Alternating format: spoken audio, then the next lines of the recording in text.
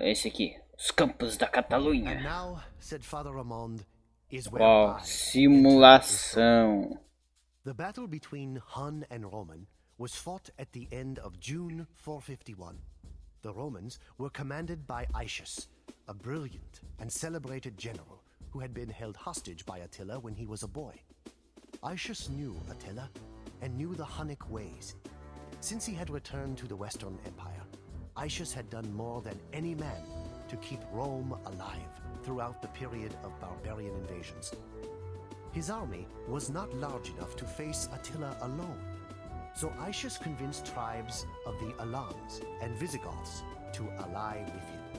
Even though these dubious allies had a common hatred of the Huns, it was still a remarkable achievement on Aetius' part to have drawn them into an effective military relationship. The Huns were eager for battle.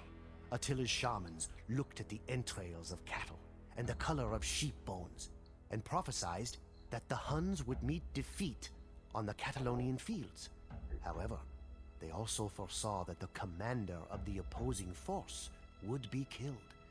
Attila must have thought this a fair trade, because he brought battle to Aetius and the Goths. Before blood was drawn, Attila stood before his assembled troops, clutching the sword of Mars in his fist. He told them, "It is a right of nature to glut the soul with vengeance. I shall hurl the first spear at the foe. If any man can stand at rest while Attila fights, he is a dead man."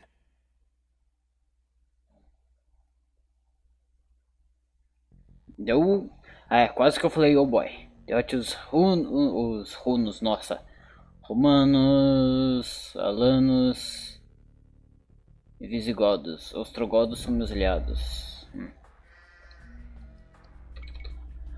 Já vai começar acelerado, que beleza.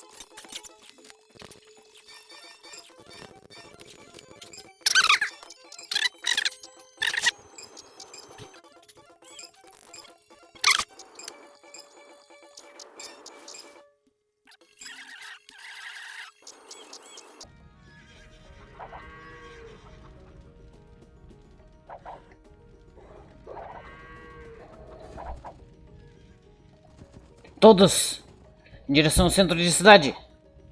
Vamos aniquilar esses aldeões.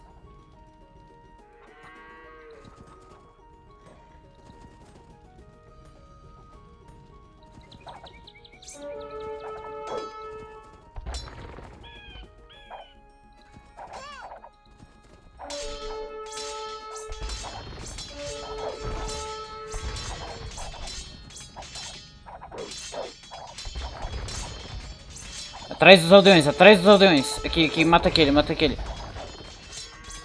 Nossa, tanto, mata todos, mata todos.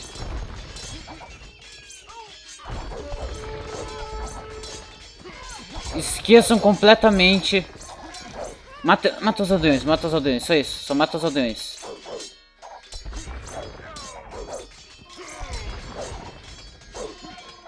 Não, os aldeões, esqueçam as unidades dele.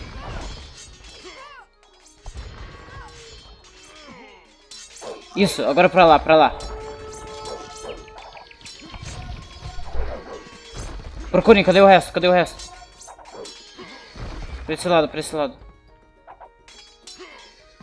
Procurem, procurem. Isso! Matei todos os aldeões dele! Ganhei! Ganhei! Ah! Ganhei! Não acredito!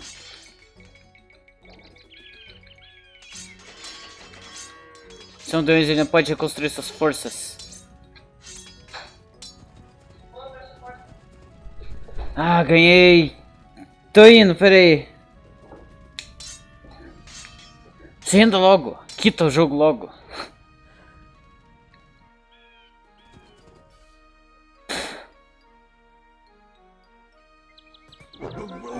Isso. Ai.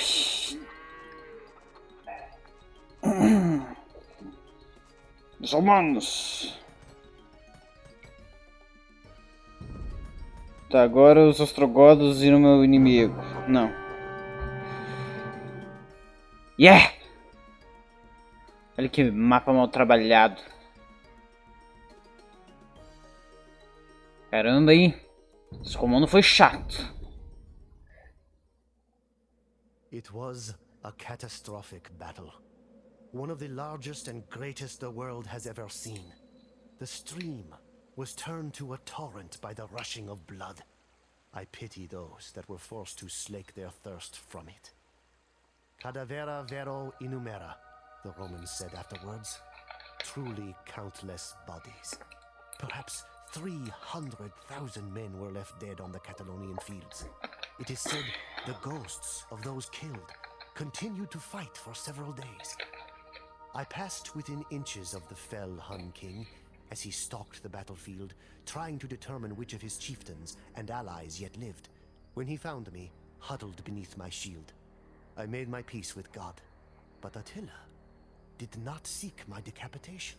He saw that I was a holy man and ordered me to join his retinue of foreign advisors. That is how you know so much of the Huns, I offered. The priest nodded. Despite the carnage, the outcome of the legendary battle was unclear. Átila had lost much of his cavalry, but the Romans' entire army was destroyed. For a time, no one knew if the Hun king would continue to pursue the hand of Honoria. But what of the prophecy? I asked. Did Aetius die on the battlefield? Nay, it was Theodoric the Goth, not Aetius, who died and fulfilled the prophecy. Aetius knew that if he utterly destroyed the Huns, then the Visigoths would have no need for a Roman alliance, and Rome would face yet another barbarian threat.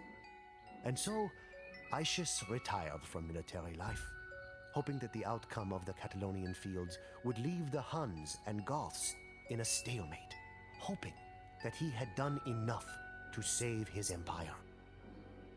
He had not. Tá. Mais uma fase, né? A queda de Roma. Até o próximo.